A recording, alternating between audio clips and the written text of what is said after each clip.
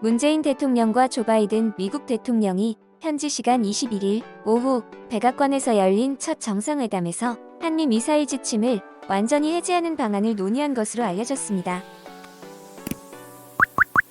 한국 미사일 능력을 제한해온 지침이 풀리면 현재 800km인 탄도미사일의 사거리 제한이 없어지면서 북한뿐 아니라 중국 등 동북아 전역을 사정권으로 하는 미사일을 개발할 길이 열립니다.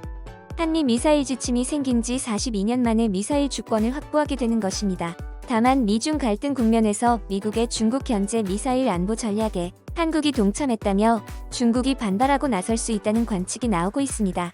청와대 고위 관계자는 회담 전인 20일 워싱턴에서 기자들과 만나 외교안보팀은 문 대통령의 임기가 끝나기 전 미사일 지침 해제 문제를 어떻게든 해결하겠다는 의지와 구상을 갖고 있었다며 정상회담에서 긍정적인 결론을 내놓을 수 있지 않을까 한다고 말했습니다.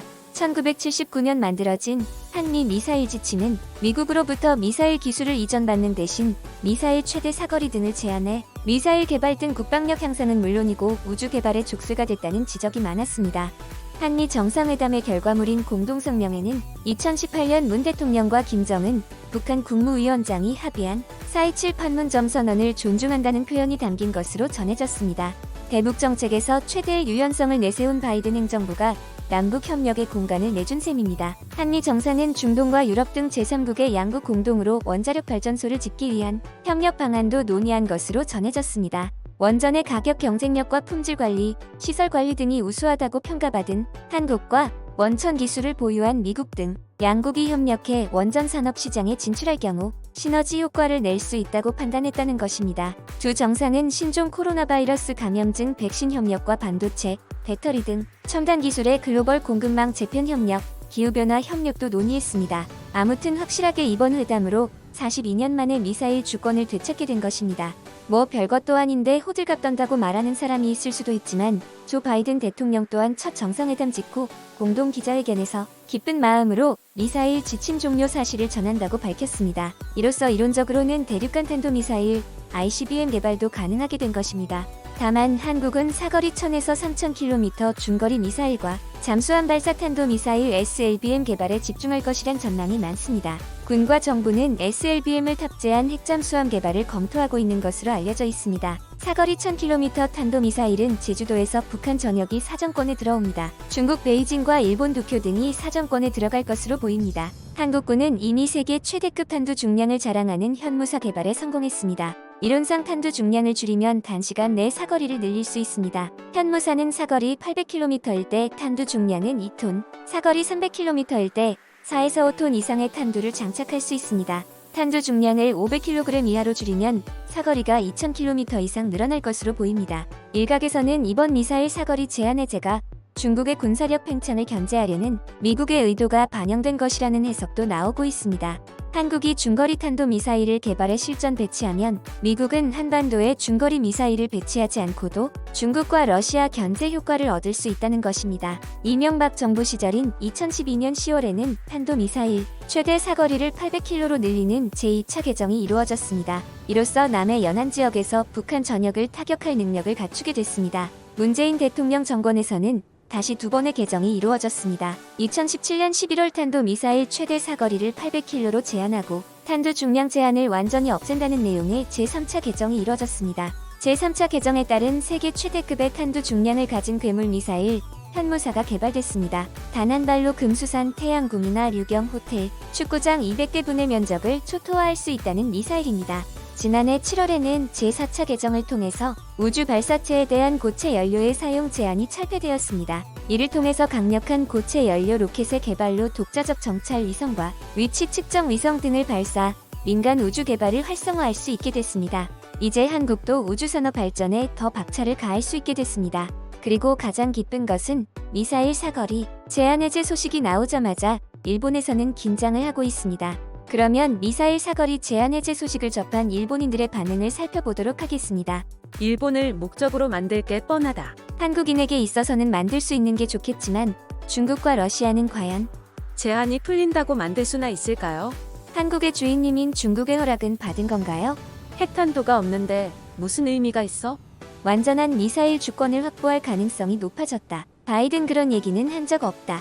정말 한국이 이걸 만든다면 주변국에서 엄청 때리겠는데 재미 좀 볼지도 모르겠네요. 아무리 일본을 향한 것이다 라고 해도 언제 방향을 바꿀지 모르는데 중국님이 허락할까요? 개소리도 작자. 일본도 마음만 먹으면 언제든지 고성능 미사일을 만들어서 서울에 박아버릴 수 있거든. 북한과 전쟁이 나면 중국이 지원하니까 중국의 기지에 대한 공격도 필요하다. 일본이 적 기지 공격용 미사일망을 구축하는 것 같다. 결국 미국 본토를 지키는 2중 3중의 방패이다. 일본에 쏠 마음이 가득하잖아. 미국도 한국의 숭례 정도는 알 테니 허가하지 않겠지만요. 뭐 허가가 난들 제대로 날아나 가겠어? 중러에 미사일을 날릴 수 있다고 하면 적팀에 속해 있는 한국은 곤란하지 않아? 미사일 방어 문제 때도 종주국님한테 그렇게나 혼이 났는데 미국의 분단 공작잖아 이거. 뭐 일본을 고려해서 만드는 것이야 당연한 일이겠지만 좀 숨길 생각이라도 하라고 뭐. 어차피 그랬다간 국민들이 납득하지 않을 테니 하는 수 없겠지만. 한국의 비원은 일본에 핵 미사일을 쏘는 것이다 이렇게까지 한국이 일본을 싫어하는 이유를 세계인들이 알아보려 하겠지. 파산하고 나서 도와달라고 울면서 부탁해도 거절이야. 이전에 불쌍해서 도와줬더니 뒤늦게 일본의 침략당해 순환을 겪었다고 하는 사람들이니. 이로써 일본의 미사일을 배치하기 쉬워지겠구나 이를 경쟁시키고 결과 중국 견제를 한다는 것이다. 원전을 박살내건 아담의 아치를 떠받치고 있는 산을 노려서 산을 붕괴시키는 식으로 쓸지도. 일본의 미군이 주둔하고 있는 이상 미국에 대한 예의를 위해서라도 일본을 사정거리에 둔다는 이야기는 하지 않겠지. 심지어 미국의 기술로 만드는 건데 미국이 허가할 리 없잖아. 미심쩍은 부분이 있으니까 미국은 한국에 일본의 항공지도 데이터를 전하지 않았어. 당연하지 미군 기지도 많이 있는데 전적으로 미국에게 신뢰받지 못하고 있다는 증거야. 한국에게 개발 허가를 한다는 건 기술 이전을 한다는 이야기야. 미국이 다른 나라의 기술 개발, 고체 연료 로켓의 개발 자체를 제한할 수는 없어. 기술 개발을 규제할 수 있다면 정치 체제나 경제 운영도 규제할 수 있겠지? 미국은 INF에서 금지된 중거리 탄도 미사일을 지금 빠른 속도로 개발하고 있어. 장거리는 격추되기 쉽고 단거리는 상대편의 공격을 받을 수 있기 때문. 설치 장소는 일본. 그런 걸 마음대로 발사되면 위험하니까 일본은 자국에서 개발할 테니 일본에 설치하지 말라고 하고 싶은 것 같은데 그런 와중에 한국이 자체 개발하게 해달라고.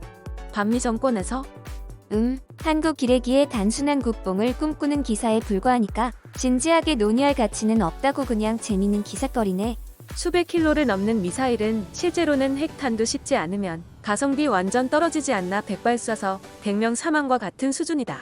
뭐 원래 북핵을 고려한 것이니까 오히려 이 실현된다면 한국에 의한 북진의 가능성이 있을지도. 재미있는 반응들을 볼 수 있었는데요.